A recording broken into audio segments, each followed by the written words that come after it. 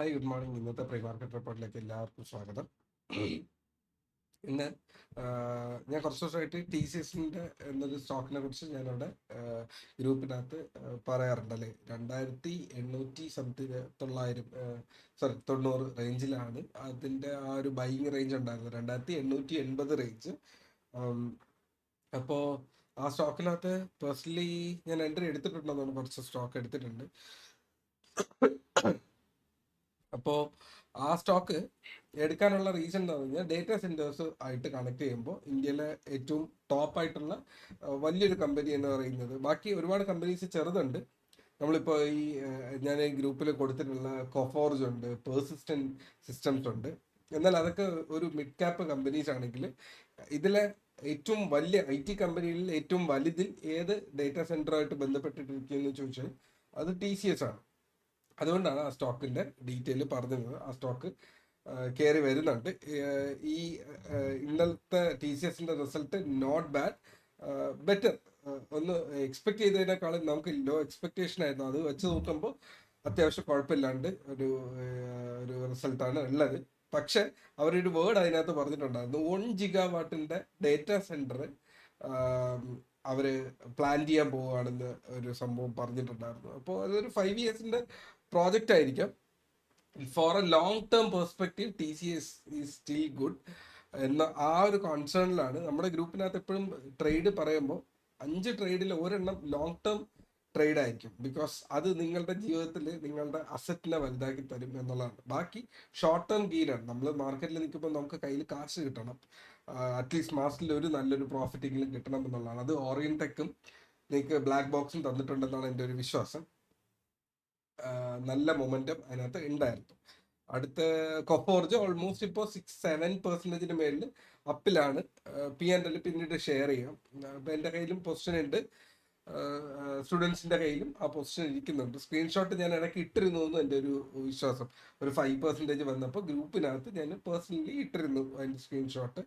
ഇനി കയറട്ടെ, ടാർഗറ്റ് എത്തിയിട്ടില്ല. ടാർഗറ്റ് എത്തിയിട്ട് നമുക്ക് അതിനെ കുറിച്ചിട്ട് സംസാരിക്കാം. അപ്പോൾ നമുക്ക് അടുത്ത സെറ്റ് ഓഫ് ട്രേഡ്സ് അടുത്ത് പറയാനാണ് ഉദ്ദേശിക്കുന്നത്.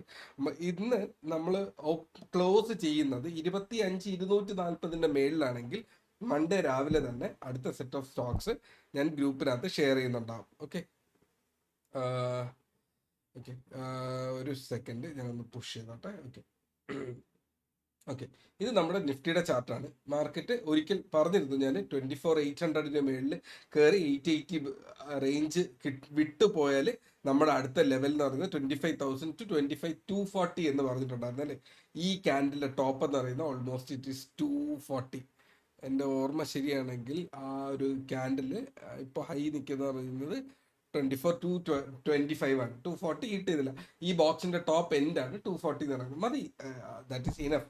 അപ്പോൾ തൊട്ടടുത്തുള്ള ടാർഗറ്റ് ഹിറ്റ് ചെയ്തു. അപ്പോൾ ഹിറ്റ് ചെയ്തപ്പോൾ ഒരു പ്രോഫിറ്റ് ബുക്കിംഗ് വന്നു. കാണുന്നുണ്ടോ? കൃത്യമായിട്ടുള്ള പ്രൈസ് ആക്ഷൻ ആണ്.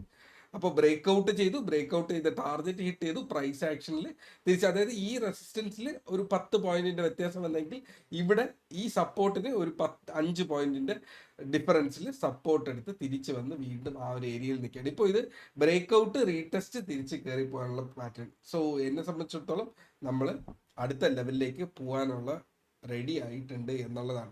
സോ അതിനകത്ത് ഇതാണ് നമ്മുടെ ഓൾ ടൈം ഹൈ എന്ന് പറയുന്നത്. ഓൾ ടൈം ഹൈയിലേക്ക് പോകാൻ പോലും നമ്മൾ റെഡിയാണ് എന്നുള്ളതാണ് എൻ്റെ ഒരു ഓർമ്മ. അല്ല, ഓൾ ടൈം ഹൈ 26,200 അല്ല, അതെ 26,280 റേഞ്ചിലാണ് നിൽക്കുന്നത്. പോകാനുള്ള സാധ്യത ഉണ്ട് കേട്ടോ, നമ്മൾ പോകാനുള്ള സാധ്യത ഉണ്ട്. വേറെ ട്രംപ് ഇനി പ്രശ്നം പറയുന്നില്ല എന്നുണ്ടെങ്കിൽ ഇന്ന് ഒരു മോഡി അങ്ങോട്ട് വിളിച്ചിരുന്നു, നമ്മുടെ PM മോഡി അങ്ങോട്ട് വിളിച്ചിരുന്നു എന്ന് ഒരു ട്വീറ്റ് PMന്റെ ഭാഗത്തു നിന്നുണ്ടായിരുന്നു. സോ അത് നന്നായിട്ട് വരാനുള്ള സാധ്യതയുണ്ട്. സോ അത് വരുവാണെങ്കിൽ നമ്മളിതൊരു പാറ്റേൺ പെർഫെക്റ്റ്ലി വന്ന് നമ്മൾ മേളിലേക്ക് പോകാനുള്ള സാധ്യതയുണ്ട് എന്നുള്ളതാണ് എൻ്റെ ഒരു പേഴ്സണൽ കോൺസെപ്റ്റ്. സോ അതുകൊണ്ട് തന്നെ എൻ്റെ കയ്യിൽ പൊസിഷൻസ് ഉണ്ട്. ഞാൻ മൺഡേ വീണ്ടും പുതിയ പൊസിഷൻസ് ആഡ് ചെയ്യുന്നുണ്ടാകും. ഓൾറെഡി 5 പൊസിഷനോളം കയ്യിലിരിപ്പുണ്ട്. ഇനിയും പൊസിഷൻസ് ആഡ് ചെയ്യാനുള്ള സാധ്യതയുണ്ട്. ആ ലിസ്റ്റ് ഞാൻ മൺഡേ മോർണിംഗിൽ തന്നെ ഇട്ടിരിക്കാം. ഓക്കെ, അപ്പോൾ TCSന്റെ പ്രൈസ് നിങ്ങൾ ഇപ്പോൾ കാണുന്നുണ്ടെന്ന് വിശ്വസിക്കുന്നു. ഓൾമോസ്റ്റ് നമ്മൾ പറഞ്ഞ പ്രൈസിൽ നിന്ന് ഒരു 4% മേളിലാണെന്ന് തോന്നുന്നു. ഓക്കെ, അടുത്തത് നിഫ്റ്റിയുടെ ഇന്നത്തെ അനാലിസിസ് നോക്കിയാൽ സിമ്പിളാണ്. ഇന്നലത്തെ ഡേ ഹൈ, അതായത് ഈ ഒരു ഏരിയയിൽ ഒരു റെസിസ്റ്റൻസ് നിൽപ്പുണ്ട്. ഈ റെസിസ്റ്റൻസ് ബ്രേക്ക് ചെയ്യപ്പെട്ട് കഴിഞ്ഞാൽ ഒരാഴ്ച കൊണ്ട് പ്രശ്നമുണ്ട്, ഇതുവരെ ശരിയായിട്ടില്ല. അത് കാരണം എൻ്റെ ട്രേഡ്സിലും അത് ബാധിക്കുന്നുണ്ട്. സ്വിംഗ് പൊസിഷൻസ് ലാഭം ഉള്ളതുകൊണ്ട് വലിയ പ്രശ്നമില്ല. അഗ്രസീവായിട്ട് ഇവിടെ ഇരിക്കാൻ പറ്റത്തില്ല, എ സി ഇട്ടിട്ട് ഇരിക്കാൻ പറ്റാത്ത സിറ്റുവേഷൻ ആയതാണ് പ്രശ്നം എന്ന് പറയുന്നത്. ഓക്കെ,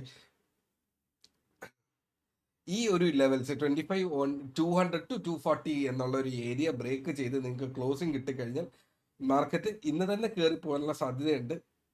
അടുത്ത ലെവൽസ് എന്ന് പറയുന്നത് 25 300 റേഞ്ചിൽ, 350 റേഞ്ചിൽ ഒരു റെസിസ്റ്റൻസ് ഉണ്ട്. അതിനുശേഷം 25 400 ടു 440 ലെവൽ ഉണ്ട്. 500 ആണ് ഏറ്റവും ഇമ്പോർട്ടൻ്റ് ആയിട്ടുള്ള ലെവൽ. അപ്പോൾ ഇത് മാർക്ക് ചെയ്ത് വെക്കുക. 240 180 നിന്ന് മേളിലോട്ട് കയറി ഈ ഒരു 240 മേളിൽ കയറിയാൽ ഇറ്റ് ഈസ് ടു ലോങ്. അത് നേരെ പോകുന്നത് 350 ടു 440, 500 പ്ലസ് 600 റേഞ്ച് ആണ് അതിൻ്റെ അടുത്ത ടാർഗറ്റ്സ് എന്ന് പറയുന്നത്. താഴേക്കാണെന്നുണ്ടെങ്കിൽ നമ്മുടെ സപ്പോർട്ട് 180 തന്നെ ഒരു സപ്പോർട്ട് തന്നെ ആണ്. ഓപ്പൺ ചെയ്യുന്ന എവിടെ എന്നുള്ളതെന്ന് ചോദിച്ചു കഴിഞ്ഞാൽ ഇന്ന് ഫ്ലാറ്റ് ആണ്. സോ ആ പരിസരത്തിന് തൽക്കാലം 180 ഞാൻ ഇപ്പോൾ പറയുന്നില്ല.